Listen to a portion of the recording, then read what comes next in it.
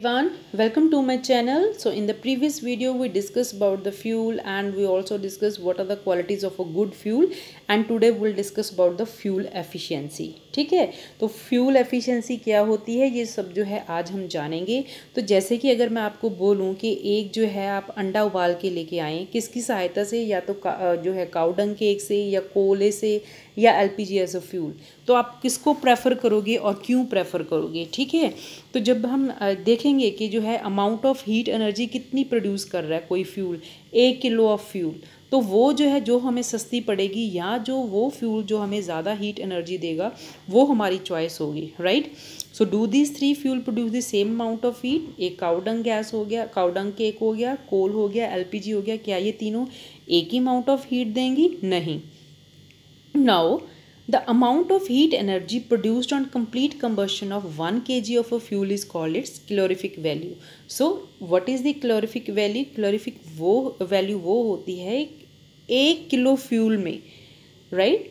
1 kilo fuel को जलाने के ऊपर जितनी amount of heat energy produce होती है उसको हम जो कैलोरीफिक वैल्यू बोलते हैं। तो जो कैलोरीफिक वैल्यू होती है that is expressed in a unit called kilo joule per KG.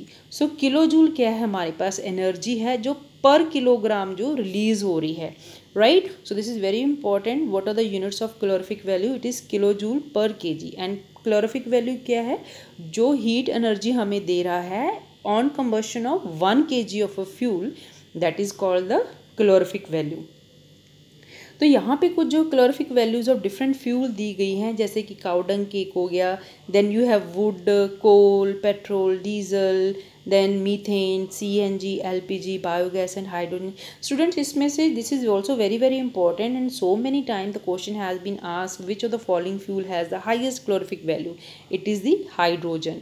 तो कौन कौन से आप देखोगे कि जो पेट्रोल, केरोसिन और डीजल है तीनों की सेम वैल्यू है। It is the 45,000 kilo joule per KG, right. If we go about methane and CNG, इनकी जो है तीनों की सेम वैल्यू है ऑलमोस्ट, जबकि एलपीजी की थोड़ी सी ज़्यादा है 55, जबकि मीथेन, सीएनजी और एलपीजी है उनकी 55,000 है, यू कैन सी हेयर।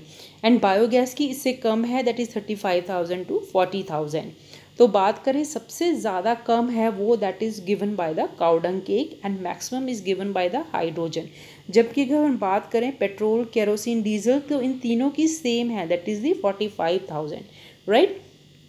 सो इसमें से जो वही फ्यूल आपके लिए अच्छा हो जो 1 किलोग्राम जो है ऑन बर्निंग जो मैक्सिमम हीट दे रहा है, that is the we can say it is the good fuel, right.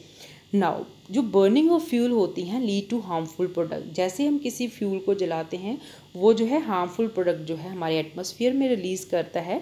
The increase fuel consumption has harmful effect on the environment, जैसे कि carbon fuel like wood, coal, petroleum release unburn carbon. तो ये जो है क्या करती हैं, unburn carbon particles जो है रिलीज़ करती हैं। These fine particles are danger pollutants causing respiratory diseases like asthma. तो ये जो चीज़ें हैं जैसे कि जो carbon particles, unburn carbon particles हमारे एटमॉस्फेयर में होते हैं, ये जो है एक इरिटेंट कॉज करते हैं रेस्पिरेटरी डिजीज़ को, जैसे कि अस्थमा को पेशेंट को ये बहुत ज़्यादा वरीसम होती हैं। दूसरा क्या होता है कि incomplete of these fuels give carbon monoxide gas. It's a very poisonous gas and it is dangerous to burn coal in a close room. तो कभी भी हमें अंगीठी जो है क्लोज रूम में नहीं जलानी चाहिए। The carbon monoxide gas produced can kill person sleeping in that room. तो जहाँ पे इनकम्प्लीट कंबशन हो रही है वहाँ पे कार्बन मोनोऑक्साइड गैस भी रिलीज़ होती है जो कि it can kill persons that are sleeping in a closed room. That's why we are advised never to sleep in a room with burning or smoldering coal fire. तो कभी भी हमें जो है अंगीठी जलाकर अपने रूम में कमरा बंद करके नहीं जला के रखनी चाहिए। दूसरा है तीसरा जो है combustion of most fuel release carbon dioxide in the environment. तो सबसे पहले हमने क्या किया, अनबर्न कार्बन पार्टिकल, दूसरा कार्बन मोनोऑक्साइड, तीसरा जो है carbon dioxide. So that increase the concentration of carbon dioxide in the air and it is believed to cause global warming. अब ये global warming क्या है? Global warming is the rise in temperature of the atmosphere or the earth. तो global warming क्या है? Temperature जो rise हो रहा है of the atmosphere of the earth, this result among other thing in the melting of polar glaciers which lead to rise in the sea level causing flood in the coastal areas. Low-lying coastal areas may even be permanently submerged under water. तो जो global warming से जो है ये polar जो हैं जो ice caps हैं वो मेल्ट करेंगी, जिसकी वजह से ये जो कोस्टल एरियाज़ हैं ये हो सकता है कि दे गेट परमानेंटली सबमर्ज्ड। तो अब तक हमने ये जाना कि जो कार्बन फ्यूल्स होते हैं there emit what they release is unburn carbon particles that can be danger for asthmatic patient, and we also read about carbon monoxide and also they release carbon dioxide, जिसकी वजह से क्या हो रही है, global warming. The next thing is burning of coal and diesel release sulfur dioxide gas. It is an extremely suffocating and corrosive gas. तो ये जो है सल्फर डाइऑक्साइड गैस भी रिलीज़ करती है, ये बहुत ज़्यादा सफोकेटिंग और करोसिव गैस होती है। More over petrol engine give of gases oxide of nitrogen. तो जो है इनकी जो सल्फर डाइऑक्साइड भी होती है और नाइट्रोजन के ऑक्साइड्स भी होते हैं। क्या होता है कि oxide of sulphur and nitrogen dissolve in rain water and form acid, such rain is called acid rain.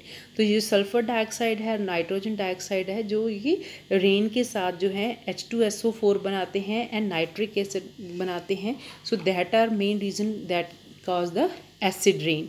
So it is very harmful for crops, building and soil. तो जो acid rain है ये खड़े हुए खेतों को जो है जला के रख देती है, तो that can be harmful for crops, even buildings जो monuments है उनको भी नुकसान पहुँचाती है और हमारी जो है मिट्टी उसकी उपजाऊ शक्ति को भी कम करती है। The use of diesel and petrol as fuel in automobiles is being replaced by CNG. तो आजकल डीजल एंड पेट्रोल को किससे रिप्लेस किया जा रहा है, CNG. CNG is a compressed natural gas. क्यों? Because CNG produce the harmful products in very small amount and CNG is a cleaner fuel. तो ये जो हार्मफुल प्रोडक्ट जिसकी हमने बात की, जैसे कि unburn carbon particles, carbon monoxide, carbon dioxide, sulphur dioxide, nitrogen के ऑक्साइड, सो ये जो है बहुत कम अमाउंट में प्रोड्यूस करती है, इसलिए जो है इसको रिप्लेस किया जा रहा है किसको, डीजल एंड पेट्रोल को, किससे, बाय CNG. तो CNG क्यों, क्योंकि वो एक क्लीनर फ्यूल है, right. Now let's discuss this part also. For centuries wood was used as domestic and industrial fuel. तो सबसे पहले जो है बहुत देर पुराना से जो है वुड, लकड़ी को ही यूज़ किया जाता है घर पे भी या इंडस्ट्री में भी. But now it has been replaced by coal and other fuels like LPG. तो अब लकड़ी को किससे रिप्लेस कर दिया हमने, कोयले से या LPG से. In many rural part of our country, people still use wood as a fuel because of its easily availability and low cost. अभी भी रूरल एरिया में इस वुड को इस्तेमाल किया जाता है, क्यों, क्योंकि एक तो easily available है, दूसरा ये सस्ता होता है. However, burning of wood gives lot of smoke which is very harmful for human being. तो जो burning of wood है that is very harmful for human beings. It causes respiratory problem. Also provide us with useful substances which are lost when wood is used as fuel. तो जब हम किसी पेड़ को काट देते हैं तो उस पेड़ से मिलने वाली हमें बहुत सारी यूजफुल सब्सटेंसेस हैं वो जो है कट ऑफ हो जाती हैं. So that are lost when wood is used as a fuel. Moreover, cutting of trees lead to deforestation which is quite harmful to the environment. तो deforestation के अपने नुकसान है. Deforestation is massive cutting down of the tree. तो जब हम जो है फ्यूल के लिए बहुत सारे ट्रीज़ को काट देते हैं तो इससे मिलने वाले बहुत सारे यूजफुल सब्सटेंसेस जो हैं दैट गेट लॉस्ट, और जिसकी वजह से जो है than this is not a good thing because it is quite harmful to the environment. तो ये थी this was the discussion about this chapter. तो मैं उम्मीद करती हूँ आपको ये चैप्टर अच्छे से समझ आया होगा, and thank you for watching.